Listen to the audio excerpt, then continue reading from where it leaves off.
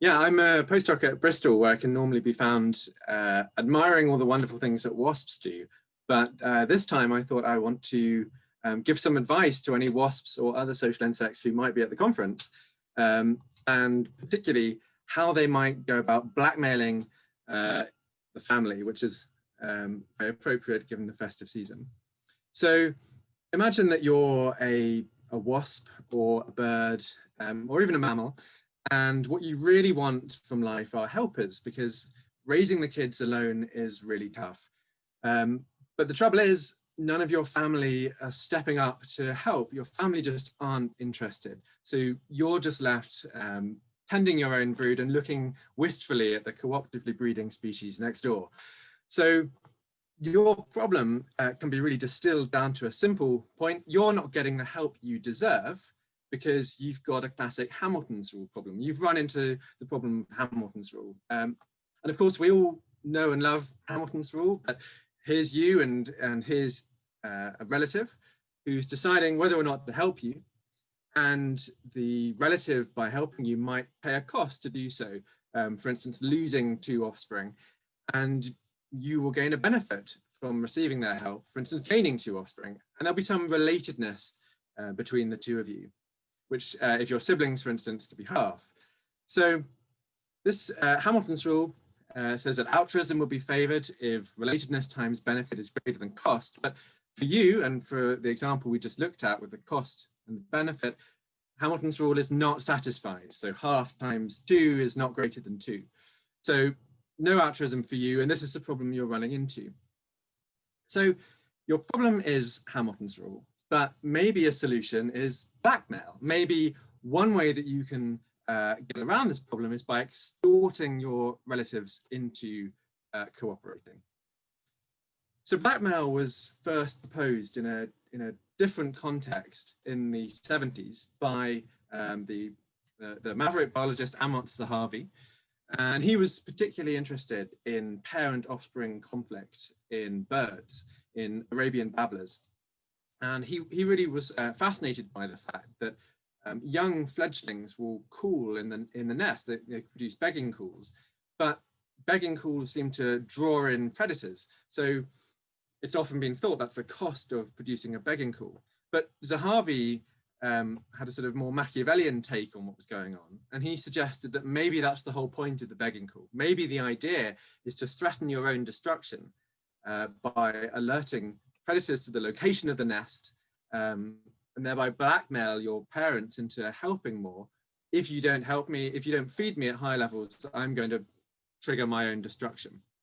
So that was in the context of parent-offspring conflict. And it was brilliantly summarized by Richard Dawkins in The Selfish Gene. And he said, Zahavi has suggested a particularly diabolical form of child blackmail. The child screams in such a way as to attract predators deliberately to the nest. So the child is effectively saying, "Fox, fox, come and get me." And the only way the parent can stop it screaming is to feed it.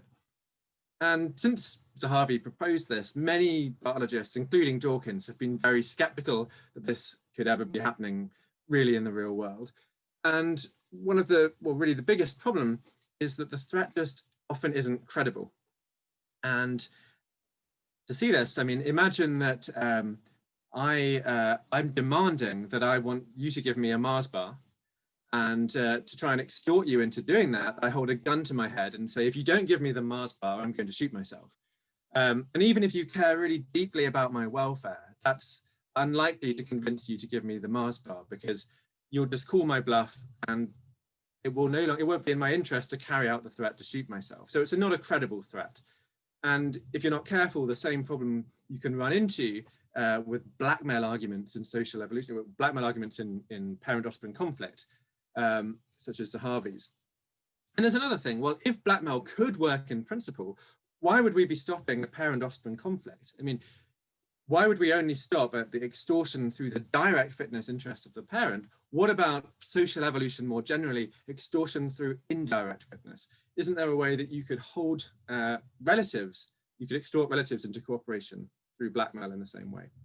Well, we want to argue that rather than relying on uncredible threats, such as the threat to shoot myself if you don't give me a Mars bar, there is a simpler route to blackmail between any kin in the evolution of altruism generally, which hasn't really been explored either theoretically or empirically, but I think that it's something for the IUSSI to keep an eye out for across social insects. So the basic idea is just make your own reproduction and survival dependent on kin.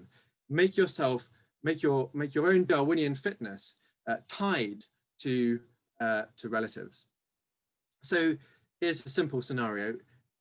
This is a relative of yours, and it has a choice between helping and not helping. And the rational choice for this individual is not to help. So Hamilton's rule is not satisfied. So the line for do not help is in bold. And we can put in some payoff values. So for instance, if they don't help you, who's the green player, are going to have a payoff of A1. But if they do help, you would have a payoff of B1. And B1's obviously bigger than A1. So that's your reproductive success. And they will pay a cost for doing so. So if they don't help, they would have A2. And if they do help, then they would have a fitness of B2. So Hamilton's rule means that helping would only be favored if RB is greater than C, or if this was satisfied, which isn't the case in this example. Relatedness times benefit is not bigger than cost. But before we get to the decision by the relative, there's something you could do. And you could either leave the situation in the status quo, or you could escalate some risk to your own survival and reproduction.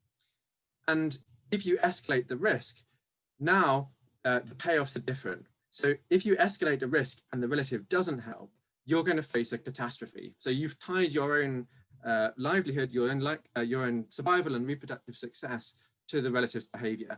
And C1 is now payoff you'll get, and it will be much lower. And D1 is to help you, the payoff you'd get if they subsequently help. And we can assume that this payoff is no greater than it would be if they had helped originally. And of course, they will get a fitness of C2 if they don't help, but pay some cost. So D2, the cost being the difference between C2 and D2 if they do help. And so C1 here is the crucial payoff. It's a catastrophe where your own fitness, your personal fitness, is going to be sabotaged if they don't help. So Hamilton's rule now means that helping will be favored if you place yourself at risk. Relatedness times benefit is greater than cost. And so simple backwards induction would show that the subgame perfect strategy, the outcome we should expect is D, you escalate the risk, the relative is forced to help. And if all players are rational, inclusive fitness maximizers, the sort of cruel bind is the outcome we should expect. So what's happening here? Well, without changing the net gain from altruism, you've changed the benefit term in Hamilton's rule from your relative's perspective. The key message is if you've got a flaky relative, you might be tempted to make yourself less reliant on them. You're wrong. You should make yourself more reliant and use your existing expected fitness as leverage to extort them into altruism. And this effect can actually drive surprising altruism. So here on the x-axis, we've got your baseline fitness, the fitness you would have had anyway, which is in a sense your leverage. And on the y-axis is the additional offspring that the helper would provide. And the key regions to look at are the blue and red one. So in the blue region, the normal altruism threshold, that's the amount of help that the helper would normally have to provide you in order to satisfy Hamilton's rule. So in this particular example, they'd have to give 8 additional offspring. Once you impose blackmail, this dramatically reduces the payoff that's required. And for instance, at the point where your leverage is 8 offspring, they only have to provide 2 additional offspring, a quarter of the threshold benefit that would normally be required to satisfy Hamilton's rule. So voluntary altruism can evolve at payoffs that would normally fail to satisfy Hamilton's rule once you impose blackmail. And essentially, this is a form of brinkmanship. The ability to get to the verge without getting into the war is the necessary art from the Cold War. And brinkmanship is what restores the credibility of the threat by surrendering control so that you're forced to carry out the threat to harm yourself if the relative chooses not to help. How could this evolve in practice? Well, one route to it is by exploiting risk-sensitive helpers. So we could imagine that there's some pre-existing risk which exists in the population. It could be something very simple, such as in ambrosia beetles, you find that offspring are more likely to stay in the nest if the mother has laid a larger clutch or if there's a pathogen risk. So that's what we mean by risk-sensitive helping. Some simple conditional behavior. And once risk-sensitive helping has reached a certain threshold level in the population, it's extremely vulnerable to invasion by blackmailers who would escalate the risk directly and rise to fixation very quickly. So I think we should be alive to the possibility of kin blackmail in social animals.